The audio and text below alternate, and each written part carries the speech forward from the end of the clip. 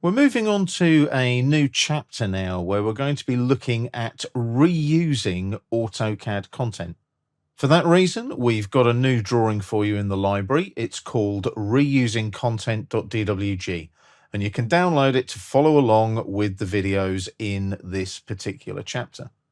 Now, what we're going to do when we look at reusing content is we're going to look at groups, which we'll cover first, and then we're going to take a look at AutoCAD blocks. Now, I've mentioned AutoCAD blocks in the Learning AutoCAD course and in this course as well. So we're going to delve into those a little bit more deeply and see how blocks work in AutoCAD as well.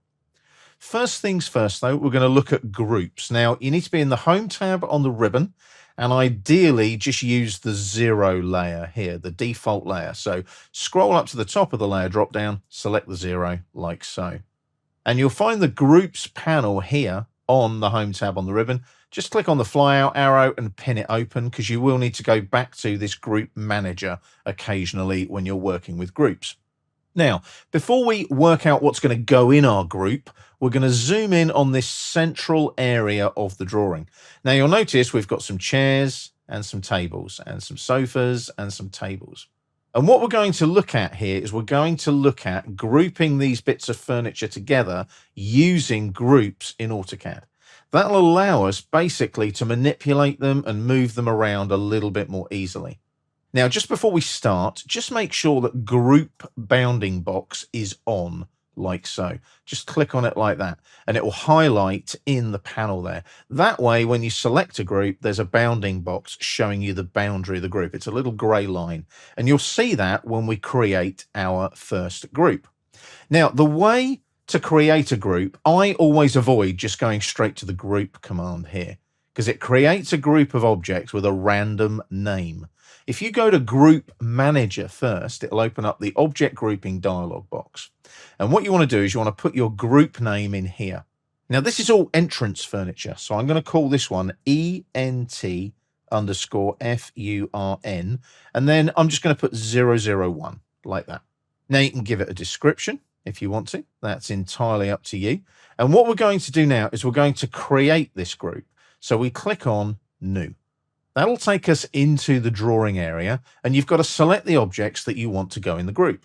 So I want these 3 objects here, the 2 sofas and the table. Now you can pick them individually, or I'm going to click here, drag a crossing selection. I can just go to about there if I want to. They all cross within the window, like so. Once they're selected, press Enter to finish.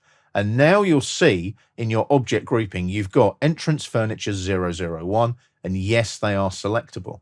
Now, make sure they are selectable. That always helps. Otherwise, you can't select it in the drawing. So make sure that that is selectable by ticking the box and then click on OK. Now, when you hover over this, you'll see they're all one object. And when you click on it, there's your group bounding box that I mentioned. But the benefit you have, if I zoom out slightly, is I've just got the one grip, and I can just go, oh, I want to move those down there as a group. Hit Escape to deselect. It's that quick and it's that easy. So let's do the same with this furniture here. We'll zoom in again a little bit. We'll go back to the group manager and we'll click on New. So this time the group name will be Entrance Furniture 002. So ENT_FURN 002. Now you'll notice I'm doing this in uppercase and lowercase. The groups always end up in uppercase in the listing. So it doesn't matter too much if you put in lowercase. Just make sure you spell things correctly, obviously. So we click on New again. I'm going to do a little crossing selection here. Make sure I get everything, like so. Enter to confirm. Takes me back to the object grouping dialog box. So I've got 2 groups now. Again, though, make sure it's selectable. Tick that box there and click on OK. Now, when I zoom out, I can now click on this one. I've got the little grip in the center with the bounding box, and I'll perhaps place those down here near the entrance of the building, like so. And again, hit Escape to deselect the group. Now, the groups are really easy to use because you can just click on them and move them wherever you want them to go. But more importantly, how do I remove objects from a group? Or more importantly, lose a group or edit a group? Well, very easy. You've got these icons here. You've got here Group Edit. You've got here Explodes or Ungroups a group. So let's go to this one first. Let's go to Ungroup. So I select it, and select a group. So if I select this group here, like so, they are now ungrouped. Can you see on the command line, group entrance furniture 002 exploded, and they're now back to their original objects. I'll hit escape, obviously, to deselect them. This is still a group though. So what happens if I want to edit a group? Well, I'll just hit escape there like so, and I'll go here, edit group, like so, adds or removes objects from a group. So as soon as I do that, it says select the group. Okay, I'll select the group. There we go. And I've got a choice of add objects, remove objects, or rename the group. I'm going to go to remove objects like so, and I'm going to select the table and remove that and press enter to confirm. Now, here's where it gets really clever. Because if I select that now and click on the grip and just move up, you'll notice now that I've only got the two sofas there. Hit escape to deselect. The table is now out on its own again as its own little table. So the trick there is that you can work with the groups, add and remove objects from the groups, and edit the groups really quickly and easily. The only thing I must stress is when you're working with groups, always go to that group manager first, like so, because it brings up the object grouping dialog box and you can name your group first before you select the objects.